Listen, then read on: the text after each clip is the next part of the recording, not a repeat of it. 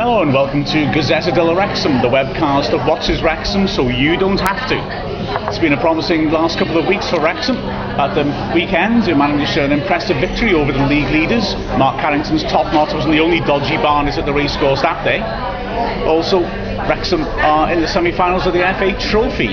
Is a trip to Wembley as inevitable as death and taxes, or if you're an HSBC customer, as inevitable as death. And also Wrexham have had a profitable January transfer window. We seem to be accumulating our own little collection of the seven wonders of Wales. We've got the snow-capped peaks now of Blaine Hudson and Andy Coughlin, and of course the most impressive waterfall this side of Betsy Coed. I'm Mark Griffiths, he's Carl Hogan, we are Wrexham Player's Brangelina. It's been quite fun the last week certainly, with our FA Trophy escapades and also the win over Barnet. Yeah, we can start taking it seriously now, the FA Trophy, with potentially 3 games left for the competition. We can get past Torquay, and it's all to play for in that competition. It's 3 games left to play, potentially, as I say, and then we can carry on with the league campaign as if it never happened. It feels a long way away from the early rounds. That awful performance at Southport where John Flass kept us in it completely, where quite frankly I think we both felt we've been quite happy for us to go out and concentrate on the league, and then replays, I think both that and Stockport, which I think in a way we sort of resented happening because we thought I would get the games out of the way or get knocked out, but now all of a sudden, yeah, it's great that we're still in it. Makes it all worth it, doesn't it? And the replays, I was, for one, I send out emails to get the media corner things for the club website, and I asked Jamie to do one on replays every week because it seemed like we were in another replay. It was really annoying, but we get them out of the way, and we perhaps took this. It's ironic, really. The year we didn't take the competition seriously and we sort of played reserves, we won it. Yeah. All the way through to the semi-finals, that is, and then this season we've seen to throw the first team at it every game, and we've had to go to replays each round. Yeah. So the focus then is definitely on the FA Trophy. But it's interesting, isn't it? I felt until the last couple of weeks that Kevin Wilkins not really one for rotation. He tends to constantly pick his first choice side, and yet lately we have seen, I assume we've seen rotation not only of the shape but also of the personnel in midfield. Jay Harris was that on Saturday. It seems like a slightly different approach now, doesn't it? I think we've got to. We've got a squad to work with, a good squad as well, especially midfield. But it's like Kevin said after the game, if he didn't play Kyle Storr and played Dean Keats instead on Saturday, Kyle Storr wouldn't be playing for a month, or potentially. That was before the Forest Green game was rearranged. But I think it's key that we've got to perhaps mix it up a little bit, and I expect changes for Saturday, even though it was an impressive win the Saturday just gone against Barnet. It's funny how results can change your perspective, because a couple of weeks ago I was thinking, do we know our best team? Now I'm thinking, do we need to have a best team? Because throughout the last week we've changed around formations, we've radically changed the types of player we put in certain positions as well, and each time in those 3 matches we've been better than the opposition and got what we deserved. Yeah, it's an argument for squad rotation, as you say, and I think that midfield bit is the key bit. But on Saturday we changed strikers. Of course, Malt started ahead of Andy Bishop, who dropped to the bench. But I think it's key to rest people as well, especially senior players, and we've got more than enough quality in the squad to, if you've got to leave Dean Keats out, or you feel we need to leave Dean Keats out, we've got Kyle Storr there as a ready-made sort of someone to step in and take that role. I think the introduction of those 4 new players is what's made this possible. And it's interesting, isn't it? I'd say we've had 2 very good transfer windows in a row there. To me, that the 4 players have come in then, in January, have looked good. Totally agree with you. It was knowledge we were after a left-sided player. I think a few people may have been a bit surprised that it was Kieran Morris, but he's stepped up and he's played well. Just work on that bit of physicality. I think he'll be a top player.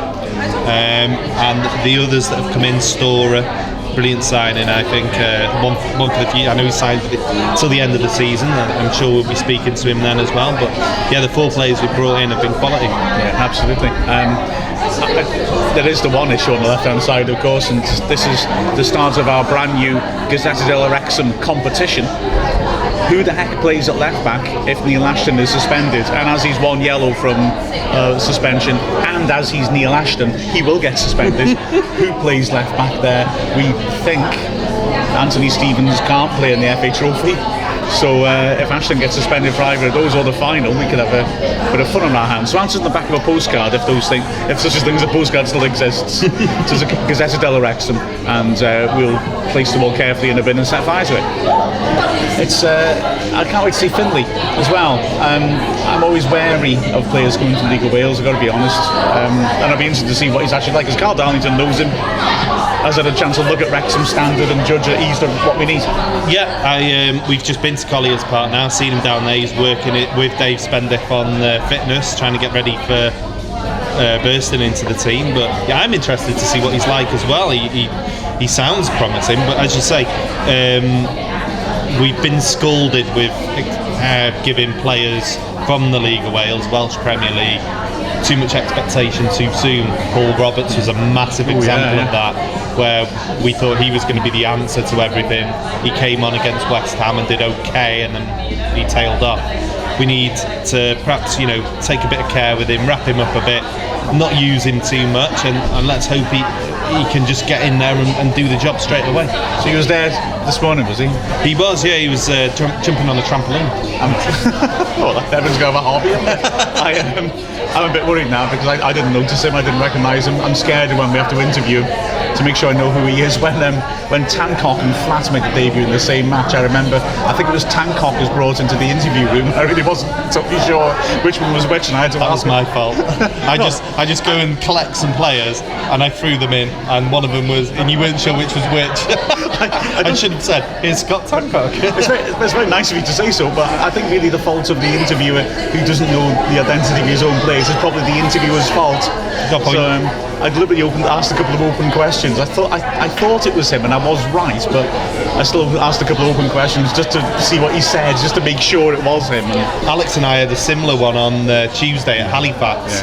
Yeah. Kieran Morris was last out of the changing room, and he walked out, no Wrexham kit on at all. He hadn't had his training kit by then, and I thought, is it him? I've been watching him. I was doing a Twitter feed on Tuesday night, and Alex had been commentating, and we both looked at each other like, is it him? I was like, Kieran? Just an open Kieran? Yes. Brilliant. And what would throw you if he's the last player out of the Wrexham changing room, something I've discovered over the last week or so, is that he also had a broom in his hand. This is fascinating me, man. It seems that Kevin Wilkin insists Wrexham tidy up after themselves. At Gateshead, Manny Smith was frantically looking for a broom and kept asking me all the time, where are the brooms, where are the brooms? And my knowledge of Gateshead International Stadium isn't quite that level. I was interested to see Barnet with the same on Saturday, weren't they? They were frantically looking for some. I like that. Yeah. I've got to tell you that I won't name the team out of respect. I think that's sour grapes anyway, but I won't name the team. But so we lost to them. Yeah, we lost to them, but one team left the changing rooms in a disgraceful state this season. Real disgraceful. All right, yeah, we got cleaners to clean them, and but I've never seen anything like it. I played football as well. We at our level, when I used to play, we used to brush the changing rooms out. And Kevin Wilkin seems that he wants to leave the place as he finds it when he leaves. I think that's showing respect to your opposition as well. And Barnet were the same, but one particular team left the place in a bit of a mess. So remember the Gazzetta Dello Wrexham competition. Who played left back when Neil Ashton was suspended? And your tiebreaker question: who trashed their changing room at the racecourse this season? Barnet was brilliant. It's an indication of how a win can turn things around when you look at the club's YouTube channel. Firstly, we knew there'd be people interested now, so we were able to throw a lot of content out there. Yeah. And then the amount of views we've been getting shows how keen people are when we win to see what happens. Robbie Evans' interview was had way into 4 figures, just as a post-match interview. Normally the post-match interviews you get about 300, maybe 400 if you're lucky. his goals had 3,000 hits on them, which is great. I mean, so people are really keen to see it, and it was an uplifting game. I'm saying afterwards, I thought maybe it was the best 1-0 I've ever seen in my life. Yeah, well, for your first point, Wrexham fans are desperate for success. Desperate to get out of the conference and back into the Football League, and people do come along and see what happened. There was only 2,727 on the race course on Saturday, so a lot of people missed out, so they probably wanted to come back and see how we did against Barnet. It was a great game, it really was, as you've alluded to, it was brilliant. But we beat Barnet 1-0 earlier in the season when they were top of the league as well, and that didn't really transfer any sustained period of results into positive results. But I think now we've had 4 games in a row: Gateshead home in the trophy, Gateshead away in the trophy, Halifax away, and this one against Barnet on Saturday. I think that's 4 good results in a row. I think we've played better football and it's looking a lot more positive. Only a hypocrite would pick out individual performances when there's a unified performance like that, so pick out some individual performances. As a hypocrite, I pick out I've received quite a lot of tweets regarding the podcast on Saturday saying, why didn't I pick Andy Coughlin as man of the match? And I agree with them wholeheartedly, but I always want to choose someone away from the sponsor. I don't know why, it's a little thing in my head. Andy Coughlin, fantastic. That was probably, I'd say, either his best game or his second best game that he's played for us. I thought that game against Southport he played well against last season. That was a fantastic performance. Commanding in the area, came off his line, caught stuff, punched stuff when he needed to, looked decisive, didn't second guess himself. Again, he's a player that you need to get through to him. The first thing is the right thing, go for it. And that was fantastic. Connor Jennings, work rate. What a game he had. Headed everything on that came to him, held the ball up superbly. We spoke about in commentary Louis Malt's first touch for the goal, worth the admission fee alone. That was fantastic. Their 3 probably are the best performances, but all around it was fantastic. And of course, just to miss one out, the blatant one, Steve Thompson again. Yeah. I mean, I thought with I thought you picked Connor Jennings as man of the match to try and compensate for the fact that you put a Valentine's message of him and his dog on the scoreboard. And I couldn't help thinking there was a certain, maybe you should leaven the deal a little bit. And can I have a rant about Coughlin? Yeah. Because, quite frankly, it annoys me the stick he gets, a completely unwarranted criticism he gets. I'm not saying you can't have an opinion about a player and not be impressed by a player, but he actually gets vitriol from Wrexham fans online, which offends me, because he is our goalkeeper and he's trying his best, and I don't see these incredible errors that other people see. I don't think he's God's gift, but I think he's very sound, certainly at conference level. I don't think I'm alone in thinking that by a long chalk, because I felt when he made the 2 one-on-one saves, the amount of applause that came afterwards just seemed to me louder, more sustained and different from what you normally get when your keeper makes a good save. And I felt maybe people were making a bit of a point there and showing their support of him. The silent majority who don't go out and shoot their mouths off, but we're showing him, good lads, you've done us proud there. I didn't like a moment about halfway through the second half, after he'd made those good saves, when there was a big hoof into our box. There was no Barnet players within 30 yards to go. It was the most routine take. It wasn't even that. It was nothing. Just a high, lofted, floaty ball which he could do anything with. And Wrexham fans going, oh, as you would to an opposing keeper if he was having a nightmare. And I really sat there and had to bite my tongue because I was commentating at the time. Yeah. Because I really was struggling to understand how that is supporting your team when you're undermining a goalkeeper. So I do feel strongly about that. I totally subscribe to that. Let's not forget, Andy was, we signed him from Tranmere. He spent the season understudy and goalkeeper. And then he burst into the team. I think he did well when he did as well. And I keep mentioning it, that game against Southport, we scored that goal in that crazy 3 minutes, and every single Wrexham player ran back to Andy Coughlin to congratulate him for that triple save. Criticism is of Andy Coughlin that I've noticed. Obviously, if you tweet the Wrexham Football Club, by the way, it's only me that reads it. So stop being so offensive. No, I'm joking. This main criticism seems to be his speed in getting to things and decision making. But I think he rectified those on Saturday. I think he made quick decisions and he came out of his area and commanded it. And I think it's totally unjust when, if you jeer one of your own players, especially someone like Andy Coughlin, who, as you say, is working tremendously hard. And to say he's not good enough is just, why would he keep getting... I know we were talking about England's C before, whether there's a point to it, but he keeps getting picked for it. Yeah, so, exactly. Yeah, I think there were issues at Halifax, looking through the footage. Balls played in that dropped behind the defence that he didn't come for. I buy that. Although the big headline one, the one that he dropped that led to the big scramble, every time I've looked at that, that's a foul. It's a foul all day. He's caught it cleanly. Strikers were in, hit him with the shoulder and knocked the ball out of his hands, and the referee should have protected him for that. And I think that's created maybe a little bit of this hysteria around him, or accentuated it. But I thought he was very decisive. When you say about the fact the players in the Southport match making a fuss of him, I noticed that after he took that difficult corner at the start of the second half, there was a huge crowd around him. They put it in the air. He showed real strength and decisiveness, caught it well. And when you watch the video footage, you see that he catches it. Players start to leave the box, and then Manny Smith suddenly reminds himself, comes back round and gives him a good pat on the back to say, great work, mate, that's good stuff, that's what we want. And he did that sort of thing. Like you said, it wasn't just the saves. On the one-on-ones, he did really well to stand up. Didn't sell himself, he forced them to hit it at him.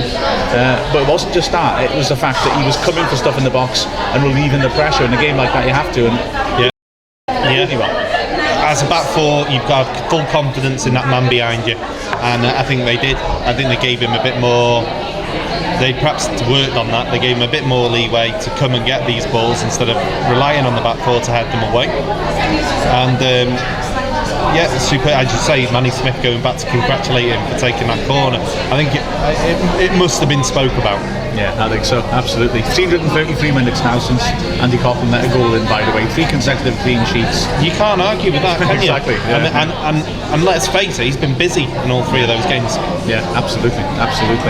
The only downside for me of the Barnet match was that when we were waiting for interviews outside, the Barnet changing room kept opening up, and the same Barnet player was standing there naked with his back to the door constantly, and it was really starting, I'll be honest, to distress me faintly. It wasn't 50 Shades of Blaine, but it just felt wrong somehow. Unfortunately, our room where we do the interviews, when I first started with you, helping you out, we used to interview players in corridors and stuff. We had squeaky doors. We got our own little room now, and unfortunately, it's right outside the away changing room. So I'm there waiting for players to come, our players, which are now at the other end of the change room scale, and unfortunately the doors opening and closing away, and you do get some unfortunate sights. I've got a story about that sort of thing. I genuinely couldn't say on this. So you just love it when people do that. By all means, come up and ask me during a match, and I completely forgot what I'm talking about. But when Wrexham got promoted in '93, I did do the video of the promotion campaign and the celebration game when they beat Colchester and Ruddy up. I did the lap of honour afterwards. We went into the changing rooms and the players were all naked, and the cameraman walked in with his camera running, and he said, "Don't worry, I did all this out." So I interviewed a player who would remain nameless, but what the hell, is Jimmy Case. He was sitting completely naked next to me. He was filming him from the chest up. It was kind of off-putting that Jimmy Case was an intimidating character anyway, because of his history and because he just wasn't that forthcoming. And I'm sitting next to him, he's naked, thinking, this is odd. But then afterwards, when it came out, they hadn't edited it. It's all on that DVD. It's tasty, scary. Well, perhaps that's the wrong word. Depending on your taste. And on that bombshell, I want to go back to Steve Thompson. He's been excellent, consistently excellent since he's come in at right back. I totally agree, and I'll be honest with you, I was kind of getting a little bit frustrated with Kevin Wilkin of why Steve Thompson wasn't getting a chance, and all right, Ross White had done really well at right back, but then a game that we'd miss Ross White, straight away Carrington would be back there. Carrington's not a right back, he's a midfielder. I think he showed everyone that at Stoke he's better in that position. And Kevin Wilkins said something after the Stockport game, when he did finally select him, that he needed to show that he took his game more seriously. That's a direct quote from Kevin Wilkins, I'm just picking it out. And he must have started doing that because he was excellent against Stockport. I did a highlights commentary in the Mould Road and watching him bombing up and down that right hand side, and 2 chances at goal, one he scored, and defensively he was back helping out as well. And then we go to Dover, it was a long way down to Dover, and we get to the game again. Fantastic game against Dover. Worked hard, was physical. It was more of a defensive role he played there. And then he's just had this good run in the team. And people like Steve Thompson do need games. People that are fairly proven at the level. They're not like a youngster. He's not. We can't put him in that really youngster category anymore. He's not. But he's done well, and I'm really chuffed for him actually, because I like him. I think he's got potential. Again, a centre back playing right back. Yeah. Might be left back in a couple of games' time. We never know. Well, I called that first, just in case. It's interesting you mentioned about the Stockport game and how effective he was getting up and down the line, and we know he can do that definitely. But since he's actually been starting, the shape of the team has meant that we're not really asking him or Ashton to bomb up and down the line as much as often we do with the fullbacks. And I think that suits him. Although he's perfectly capable of overlapping effectively,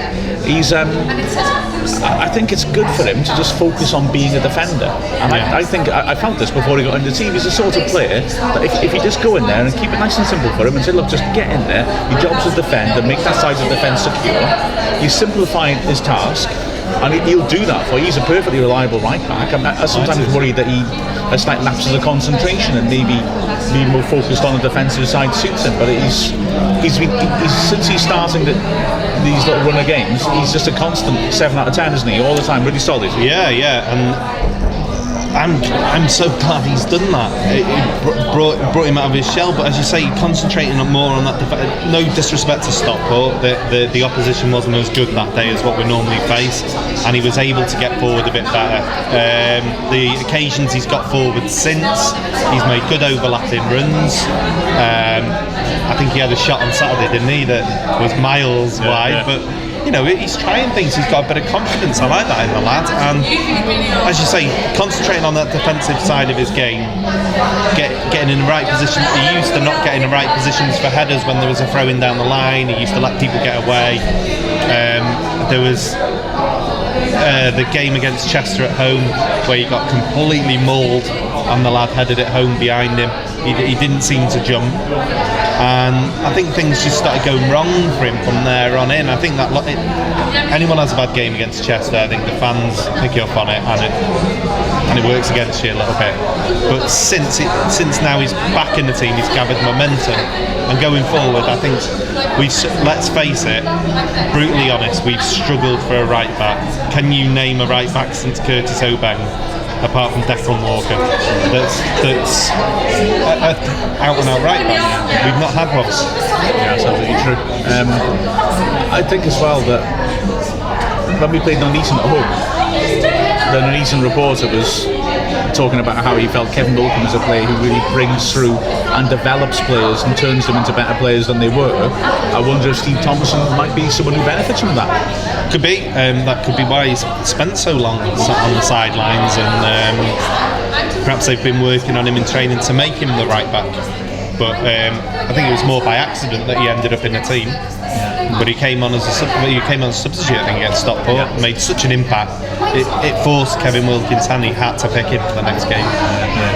And they see about how he's shown faith in Ross White as well. That's another player who could develop under him as well. So the future's bright, isn't it? Absolutely. It really is. There's some good young players coming through. Ross in particular. Rob Evans scored on Saturday again, 2 goals against Barnet. Just I'll point that out. But the younger players coming through are exciting. But it's important not to get carried away, especially with Ross. I mean, he's going to need a little bit more time. He's not he's not the finished article just yet, but he's going to be great. And of course, when we look at young lads, apart from the academy lads coming through, we've got the Glyndŵr Academy, which, ought to snowball. The lads who are there now, I know there's eagerness within the club to get some of them on the pitch, and it was mentioned by Barry Horn in the AGM. I don't think that's a matter for Wilkin. He's got to decide that one. But they're on the first year of a 3-year course. They've got 2 more years to mature and for him to have a look at, and then every year there'll be more coming in, so that in 3 years' time we also have an eligible squad of 60 young prospects that we can have a good look at. So I feel sorry for Geraint Parry having to register them all, but yeah, that was my first thing. I think Geraint needs some help with this. The Glyndŵr Academy, really positive thing for the club in my opinion. I think it's good. They've tried to get as many of the ones that are with us currently out on loan and get some experience. I was very. They played a friendly against Prestatyn a few weeks ago that I went down to and commentated on, which was very muddy. There's another story that goes along with it. We're not allowed to talk about it. Oh, aren't we? No. And this is the webcast that keeps on taking, isn't it? Really. And I was particularly impressed with Joe Whittington. He was on the bench against Dover away as well. Very impressed with him. Very calm on the ball. Good first touch. Corey Roper also good in midfield. He shows good signs. Unfortunately, he got injured 10 minutes into that game, which was took him out of the game. And Lawson Kameji, is it? Very good as well, very physical, good midfielder. Like the look of him as well. I don't like picking them out. The 2 fullbacks had a good game as well. Cook and I can't remember the other one, Page. They both got out on loan, but against Welsh Prem opposition, they look good as a side, and a lot of them are out on loan. So it was the ones that have been retained that played, plus Connor Jennings as punishment. But he does love Milo. He does. And the story is that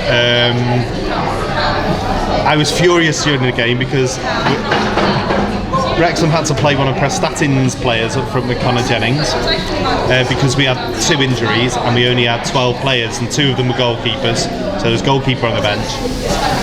And I was cursing it. I was saying, I wish I'd brought my boots, about 30 times in the commentary.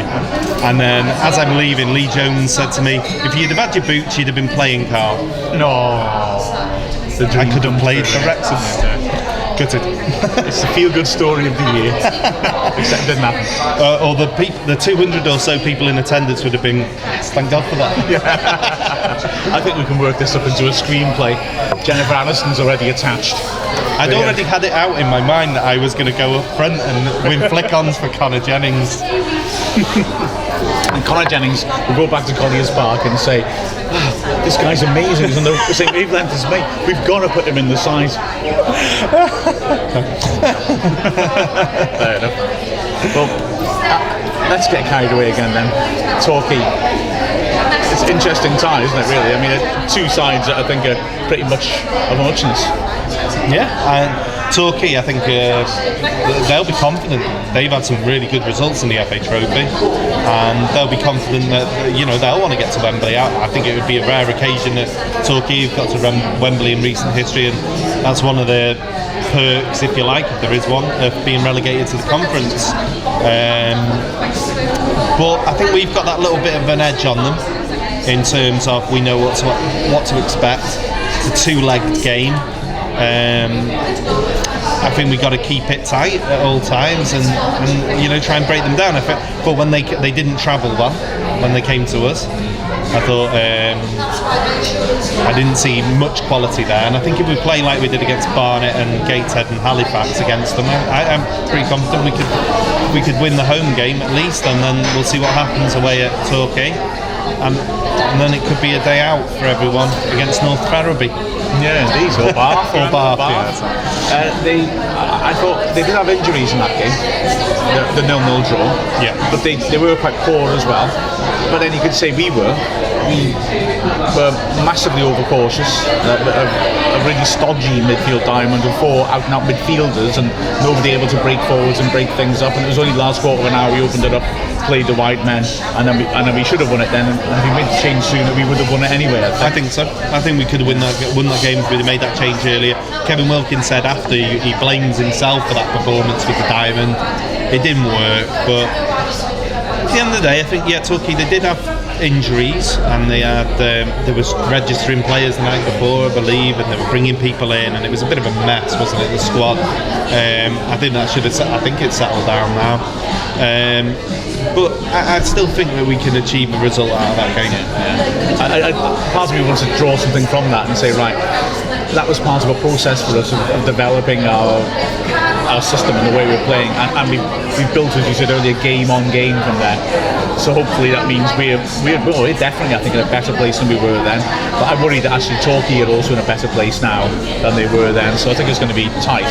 Yeah, and again, we're going to be rotating our team. It's not going to be the team that played on Saturday. Kyle Storer's cup tied. So Torquay will be in a better place. They'll have had some time to adjust and work on their new signings. They signed the French lad the night before. I was going to mention him. And a couple of others. And, you know, at the end of the day, we've made changes, they've made changes. It's going to be a different day, a different game, different competition, and anything could happen. Yeah, I've got to mention the French lad because I was slightly concerned when I saw we'd signed him, because it was an odd name. I got a smattering of French, you know, and I'm looking at it and I'm thinking, ooh, that's like a sort of some name from Brittany or somewhere. It's an odd one.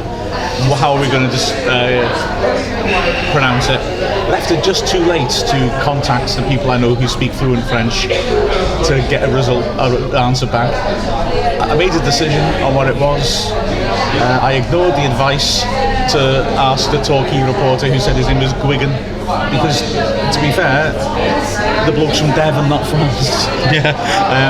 As it turns out, when I then checked afterwards, my pronunciation was right on the guy, but he didn't have to come on. So it's Olivier Gueguen. If we do actually come up against him, so at least I've done a bit of deep research on this. It's always, as a commentator, it's one of those things, isn't it? You're just never sure. I noticed there was about 5 different pronunciations of Barnet's number 2, was it, or 3? Oh, Yadam. Yeah. I heard about 5 or 6 different interpretations of Yadam, and then I realised that we'd agreed it was Yadam before the game, and then totally forgot. And I think I called him about 3 or 4 different variants of Yadam during the game as well. They're going to be started on comedy pronunciation. Ooh. Should we go to we'll close it with the X-rated section of the webcast. I'd actually stop for a second, and of course I can say the bloke, it's his name, Danny Shittu. Yeah, now, who plays for Millwall now. Indeed, so don't mess with it. No. When Wrexham played against QPR under Dennis Smith, we went down there, and he was just breaking into the QPR team, and it was brilliant. Their press officer came up to the press box to brief us, saying his name is Danny Shittu, we call him Danny Shittu. He doesn't like it when people try to somehow sanitise his name and pronounce it in a way so it doesn't sound rude. And on one occasion, apparently, he came up to the press box to have a reporter who'd been doing it to say, that's my family name, don't mess me about. The bookend to that, of course, is the Celtic Brazilian player, who there's a sort of fairly sizable expat German community in Brazil, and so his name, Raphael Scheid, which German pronunciation, Raphael Scheidt. And when he signed for Celtic, of course, everybody didn't want to call him that, they all called him Raphael Scheidt. So an enterprising reporter contacted his father in Brazil, and got a great story with the father saying, this is insulting, again, our family name is Scheidt, and it's disgusting people do this, which then led to the legendary chant, you're Scheidt, and you know you are. So I don't think we've got any accidentally rude sounding names coming up against us first of the season, so fingers crossed we're all right. We should be okay. Who was Danny Shittu on loan with when we Oh, I can't remember that. Southport or something like that, and then he went back to Millwall. Yeah, but I remember looking at the team sheet that night and thinking, oh, here we go. It's going to be fun. No, don't get me started on that. The fullback Big Nut. That's beyond my comprehension. Right, well, so that pretty much wraps it up then. In that case, we've I'd say so. looked at everything that's happened the last couple of weeks. We'll be doing another one before the Chester match as well, so watch out for that. And in the meantime, enjoy the Torquay matches.